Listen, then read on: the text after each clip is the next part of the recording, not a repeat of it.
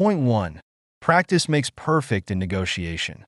Negotiation is a craft, a skill that's sharpened with time and practice. It's not something you can master in a day or by flipping through a book. It's a journey of learning, understanding, and adapting to a myriad of situations and personalities. Think of negotiation as a strategic game.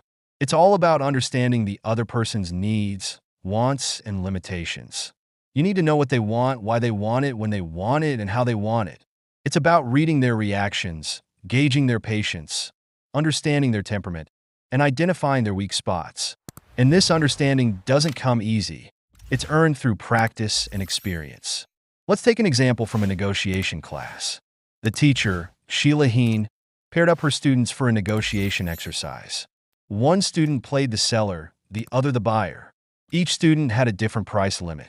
Chris Voss, one of the students, was paired with a guy named Andy. In the exercise, Chris managed to get almost all the money Andy had. The class was stunned. How did Chris pull this off? Through practice, Chris had learned that by slightly frustrating Andy, he could trick him into thinking he was getting a good deal. This strategy worked because Chris had a good read on Andy's reactions and weaknesses. This example underscores the power of listening in negotiations. When you listen, you show the other person that you care about their needs and worries. This builds trust and makes them more open to your suggestions. Plus, listening gives you valuable intel about the other person, which you can use to your advantage in the negotiation. In a nutshell, negotiation is a skill that needs constant practice. It's about understanding the other person's needs and reactions and using this knowledge to your advantage.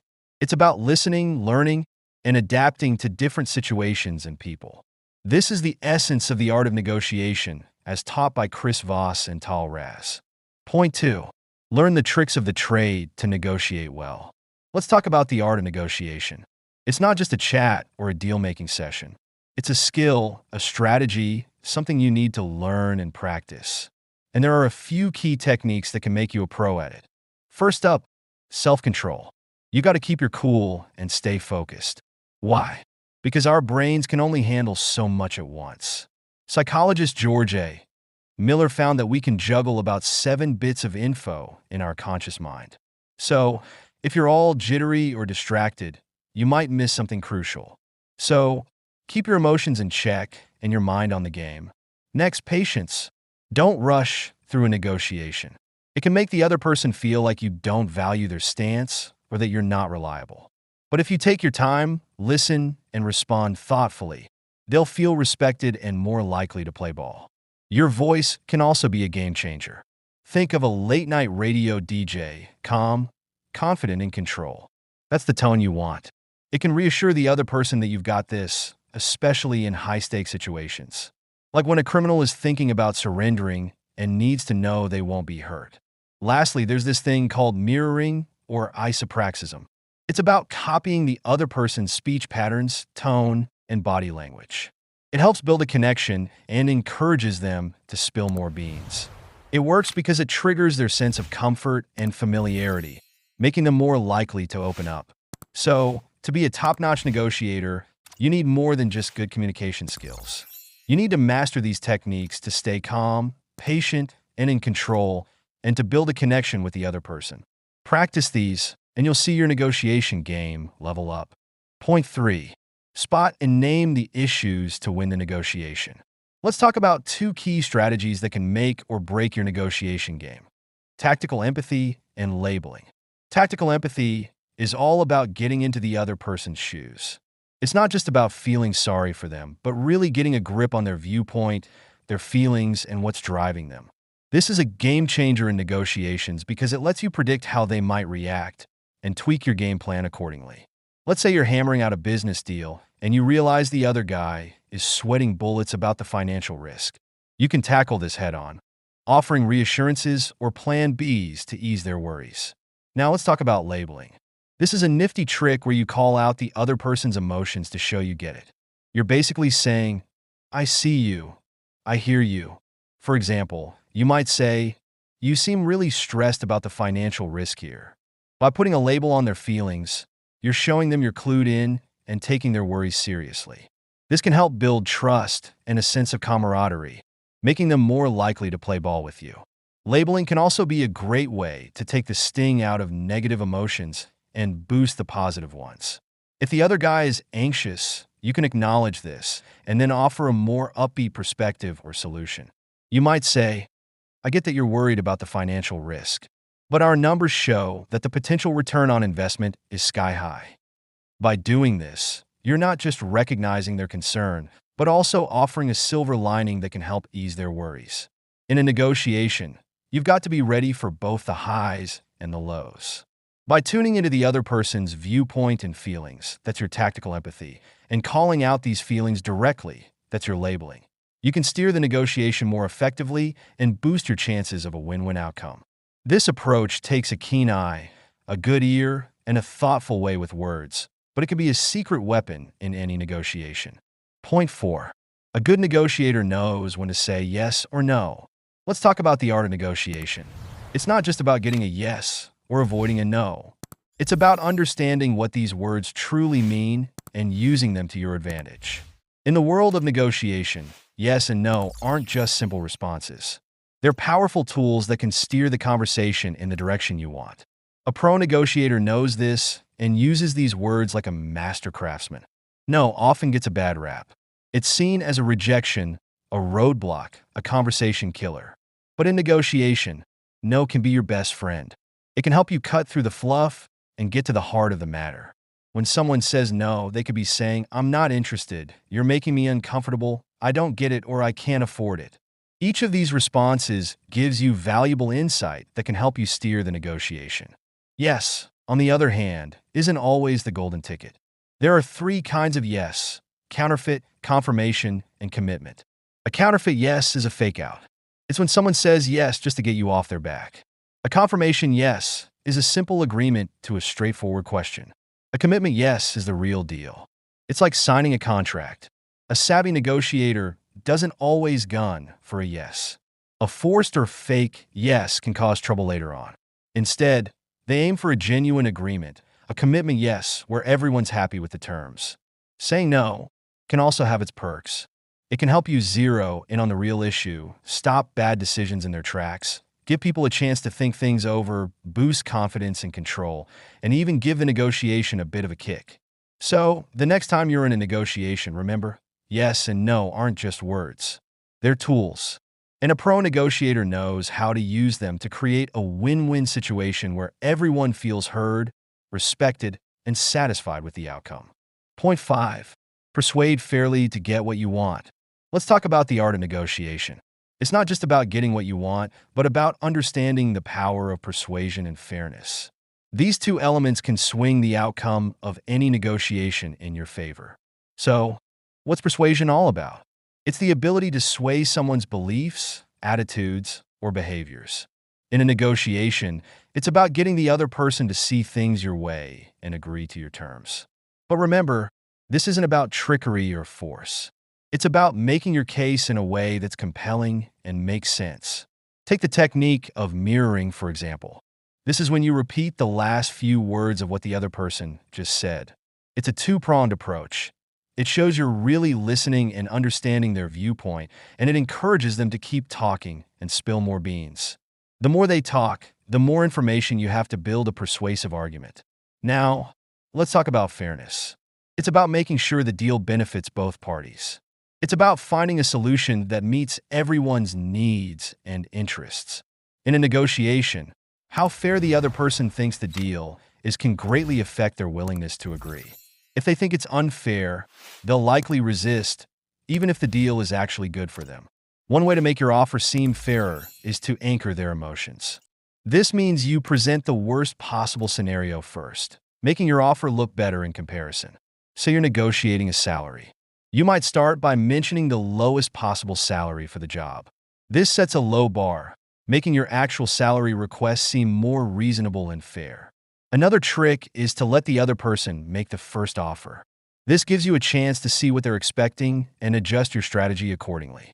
But if you're the one making the first offer, try to establish a range based on past experiences and what you know now.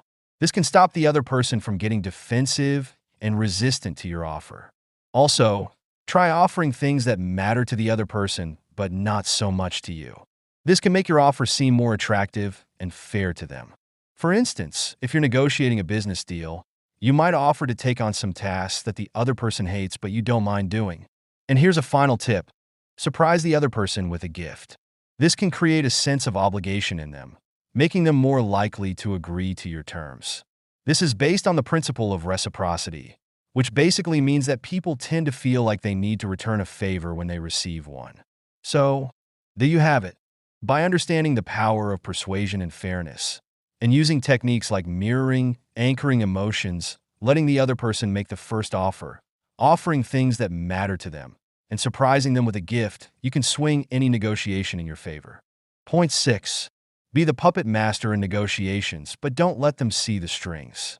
Let's dive into the art of negotiation, where the real magic happens behind the scenes. It's all about subtly steering the conversation in your favor without the other person even realizing it. Sounds tricky, right? But don't worry, we've got some strategies up our sleeve. Imagine you're a puppet master, but instead of pulling strings, you're guiding the conversation. You want the other person to feel like they're in the driver's seat, even though you're the one with the map. It's a delicate dance that requires a good understanding of how people tick and how to communicate effectively. One of the secret weapons in your negotiation arsenal is what we call calibrated questions. These aren't your run-of-the-mill questions that can leave you owing the other side. No, calibrated questions are designed to subtly shift the power balance. They're open-ended, thought-provoking questions that need more than a simple yes or no answer. They get the other person thinking and sharing their thoughts, feelings, and wants. For example, if you ask, "What about this is important to you?" You're getting the other person to spill the beans about their priorities and what they value most. You can then use this intel to steer the conversation towards your goals. Or try asking, "How can I make this better for us?" This question subtly shifts the focus from individual wants to shared benefits. It shows you're open to working together and looking for a win-win solution, which can help build trust and rapport. And then there's the power move. How would you like me to proceed? This question gives the illusion of control to the other person. While they're deciding the next steps, you're actually setting the stage based on their response. In a nutshell, the secret to subtly controlling a negotiation is all about asking the right questions at the right time. With calibrated questions, you can guide the conversation, gather valuable intel, and influence the other person's decisions without them even realizing it. This strategy can be a game changer in achieving your negotiation goals while keeping things friendly with the other party. Point 7. Don't just plan, make sure it happens. Overseeing a plan or situation isn't enough. You've got to make sure it's carried out to the end. This nugget of wisdom emphasizes the need to not just strategize, but to also ensure that the strategy is effectively put into action and the desired results are achieved.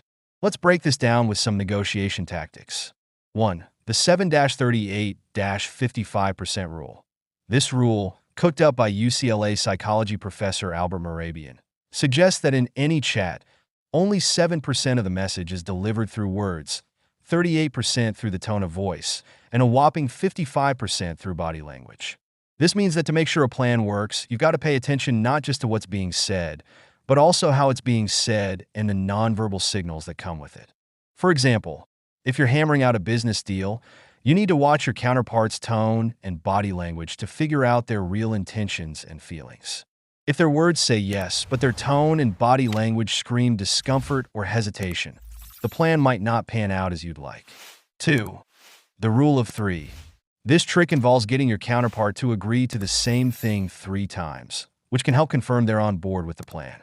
For instance, if you're planning a project with a team, getting members to confirm their tasks and deadlines 3 times can help make sure they get it and are committed to their responsibilities, increasing the chances of a successful execution.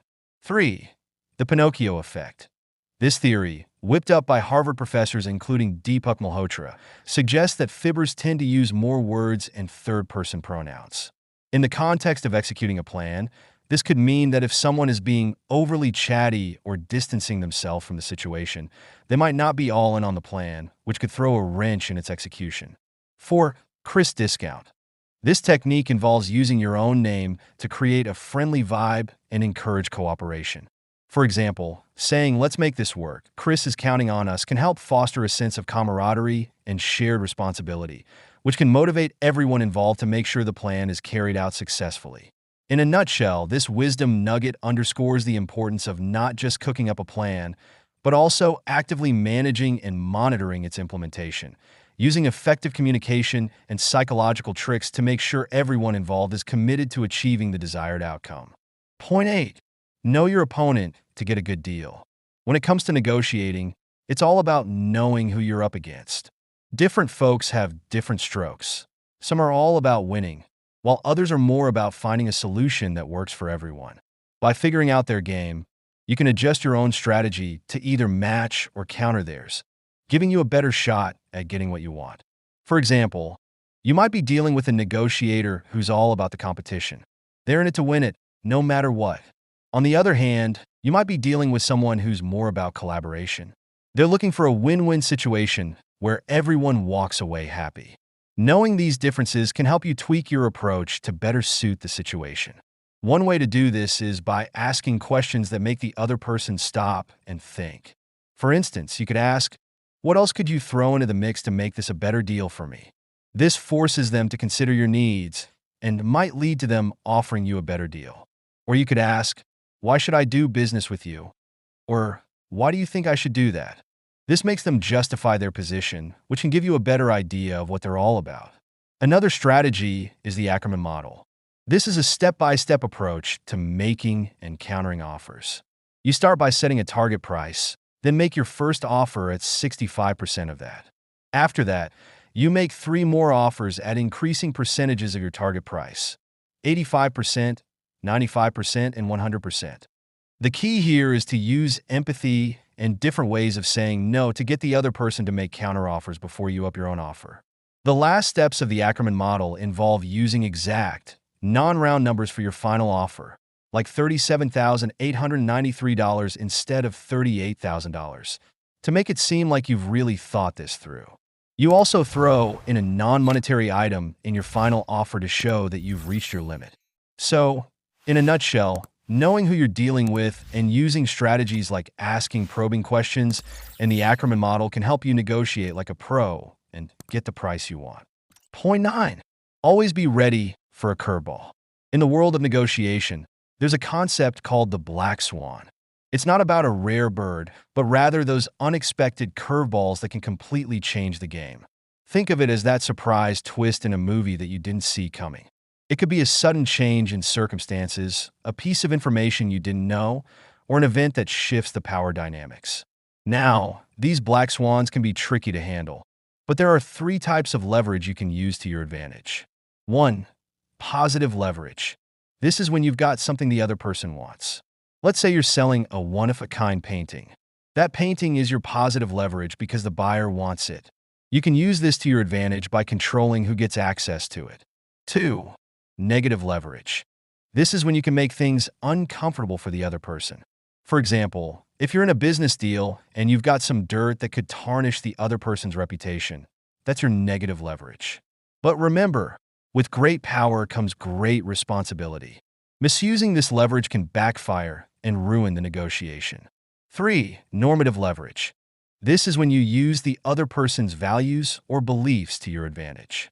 If you know they pride themselves on being fair, you can use this to push for a better deal by appealing to their sense of justice. The trick to handling black swans is to be prepared. Gather as much information as you can and be ready to roll with the punches. Don't dismiss any information, no matter how small it seems. Be ready to change your strategy based on new information or changes in the situation. By understanding and using these 3 types of leverage, you can navigate the unpredictable world of negotiation and increase your chances of coming out on top. Point 10. Conclusion. Negotiation is an art that requires understanding, empathy, and strategic thinking. It's not about winning or losing, but about reaching a mutually beneficial outcome. To be a successful negotiator, you must learn to listen actively, empathize with the other party, and use effective questioning techniques to uncover their needs and desires. Emotional intelligence is key in negotiations. By managing your emotions and understanding those of others, you can influence the outcome in your favor. Remember, every negotiation is a conversation, not a battle. It's about finding common ground and building a relationship based on trust and respect. The power of a well-placed no cannot be underestimated. It can provide you with control and create a safe space for agreement. However, it's equally important to master the art of saying yes strategically. Negotiation is a skill that can be learned and improved. It's not just for business deals or hostage situations, but for everyday life. Whether you're negotiating a salary, buying a car, or resolving a conflict, the principles remain the same. In the end, the goal of negotiation is to reach a solution that satisfies all parties involved. It's about creating value, not just claiming it. So, never split the difference. Instead, strive for a win-win outcome where everyone walks away feeling satisfied.